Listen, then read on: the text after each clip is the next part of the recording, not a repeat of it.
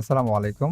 আমরা জানি কম্পিউটারের গুরুত্বপূর্ণ বেসিক সফটওয়্যারগুলোর মধ্যে হচ্ছে উইন্ডারও একটি গুরুত্বপূর্ণ সফটওয়্যার। আজকে আমি শেয়ার করব জিপ, আনজিপ, রার, আনরার বেসিক্যালি কি, এটার জন্য কোন ধরনের সফটওয়্যার ইনস্টল করতে হয় এবং সেটা কিভাবে ব্যবহার করতে হয়। আমি এমডি আরমান হোসেন ইমন বলছি 5 মিনিট স্কিল থেকে।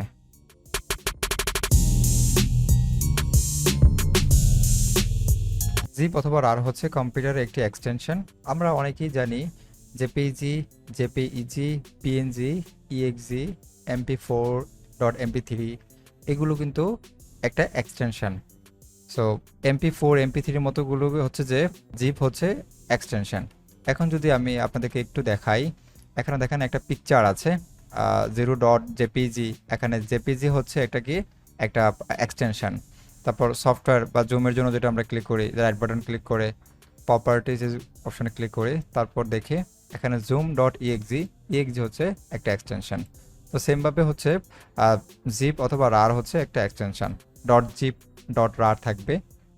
এখন প্রশ্ন হচ্ছে জিপ অথবা রারের মধ্যে পার্থক্য কি? বেসিক্যালি হচ্ছে জিপ অথবা রারের মধ্যে তেমন কোনো পার্থক্য নেই। আমরা যদি জিপ হচ্ছে কম্পিউটার বাই ডিফল্ট এটা থাকে, আপনি চাইলে খুব সহজে এটা ইউজ করতে পারেন। কিন্তু রার যখন আপনি ইউজ করতে চাবেন তখন অবশ্যই আপনাকে একটা সফটওয়্যার ইনস্টল করতে হবে।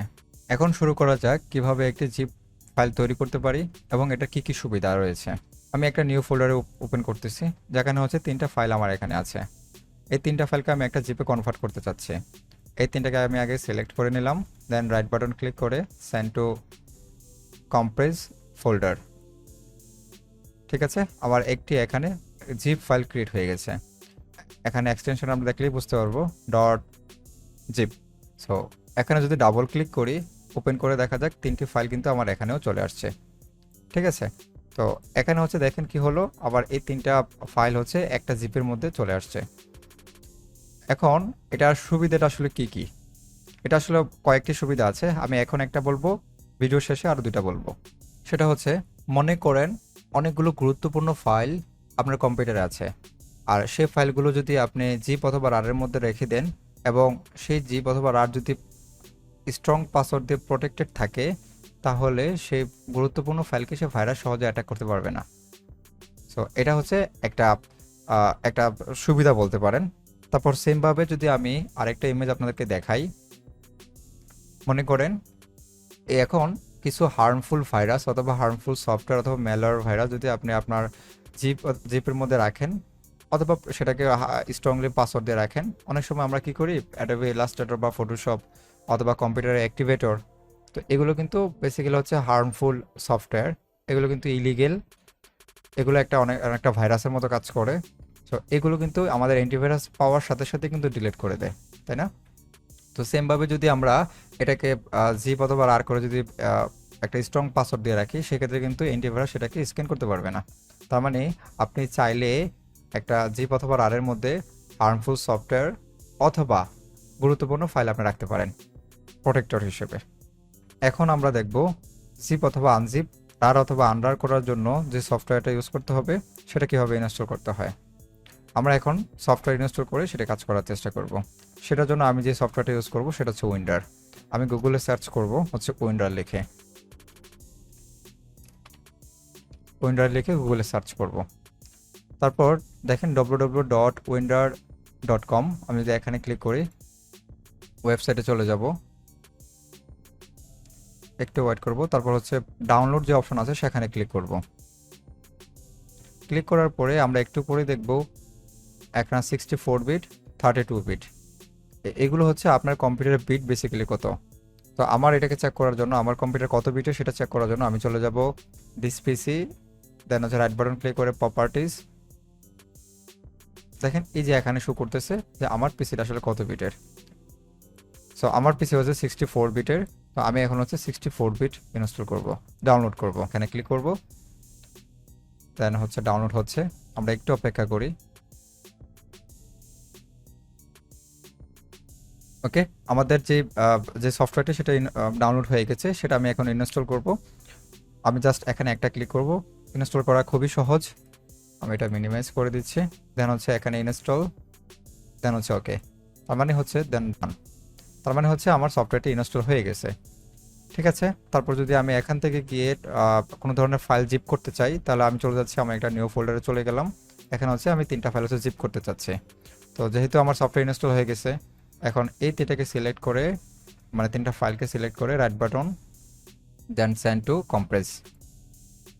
দেখেন এখন কিন্তু আমার আগের থেকে লোগোটা কিন্তু চেঞ্জ হয়ে গেছে। এটা হচ্ছে উইন্ডারের যে লোগোটা সেটা চলে আসছে, কিন্তু এটার ফরম্যাট হচ্ছে কি, আমরা যদি একটু দেখাই, এটা হচ্ছে জিপ ফরম্যাটে আছে, জিপ এক্সটেনশনের মধ্যে আছে। ঠিক আছে।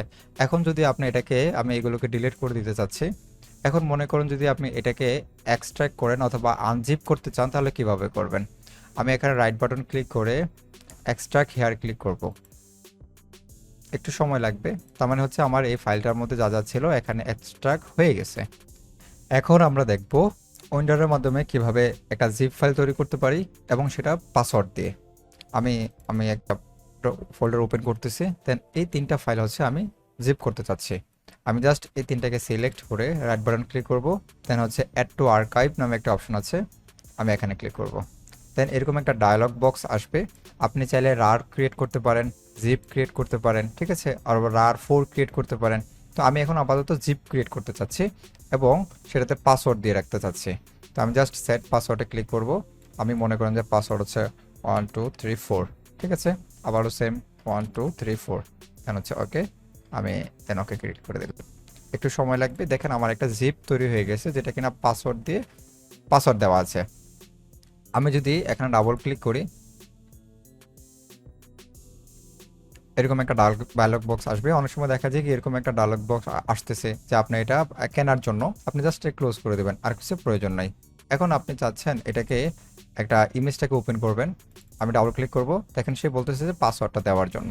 ঠিক আছে, যদি আমি পাসওয়ার্ডটা এখানে দিই 1 2 3 4, দেন ওকে ক্লিক করি, দেন আমার ইমেজটা হচ্ছে ওপেন হবে। ঠিক আছে। এখন যদি আপনি কোনো ফাইল ওপেন করতে চান অথবা এক্সট্রাক্ট করতে চান, সেমভাবে আমি এগুলোকে ডিলিট করে দিচ্ছি। এখন যদি আমি এটাকে এক্সট্রাক্ট করতে চাচ্ছি, এটা ফাইলের যে ফাইলগুলো আছে আমি এখান থেকে বের করে নিয়ে আসতে চাচ্ছি, তাহলে কি করা লাগবে? রাইট বাটন ক্লিক করে এক্সট্রাক্ট হেয়ারে ক্লিক করব। দেখেন এক্সট্রাক্ট হেয়ারে করার সাথে সাথে আমাকে পাসওয়ার্ড চাচ্ছে, আমি পাসওয়ার্ডটা দিয়ে দেবো 1 2 3 4। অবশ্যই স্ট্রং পাসওয়ার্ড দেওয়ার চেষ্টা করবেন, দেন ওকে।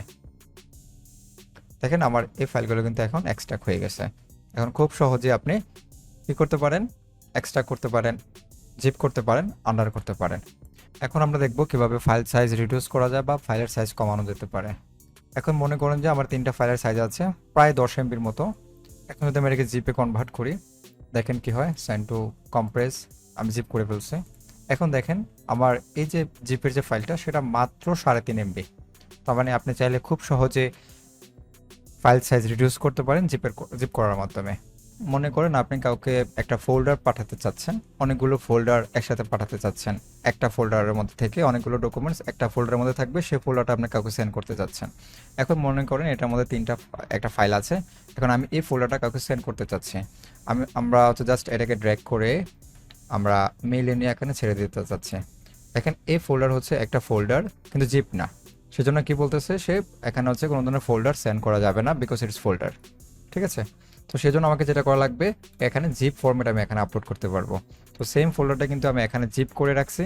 তো এই জিপটা যদি আমি এখানে ড্র্যাগ করে এখানে এনে ছেড়ে দিই, তাহলে কি হলো, আমার খুব সহজে এখানে এটা অ্যাটাচ হয়ে গেল। আপনি চাইলে এখন এটাকে সেন্ড করতে পারবেন। সো আজকে এতটুকু পর্যন্তই। সবাই ভালো থাকবেন, সুস্থ থাকবেন। আসসালামু আলাইকুম।